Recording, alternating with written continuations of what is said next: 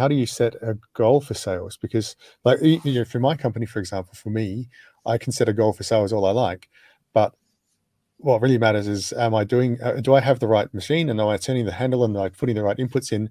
And then if the economy is doing well, I'll do well. But I can't really set a revenue goal at this stage. What's your take on that? Like at different stages, and how you set those kinds of goals, and are you focusing on inputs or outputs, or what's going on?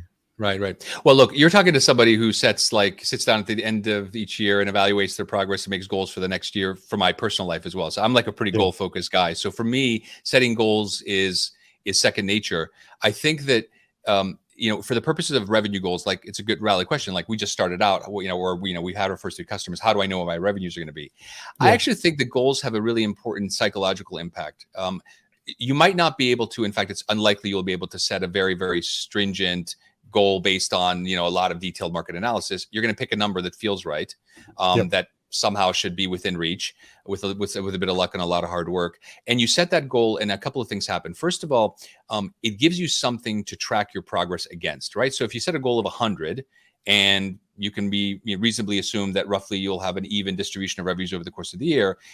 If you're not at 25 at the end of first quarter, not bad. But if you're at 20, 30 or 20, that's fine. But if you're at 5, maybe that 100 is maybe unrealistic, right? So it gives you something to track your progress. The second thing it does is it gives you motivation to keep going. I've often find myself in situations, both in my corporate past as well as my entrepreneurial present, where, look, this is hard work. You got a lot of heavy lifting to do, and if you've got that goal in front of you, it gives you a bit of something to focus on to get you past those difficult times.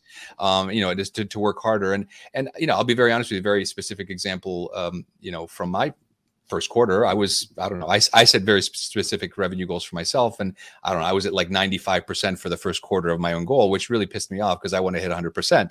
And of course, nobody in the entire world knows about my goal except me. Right. So it's literally just me.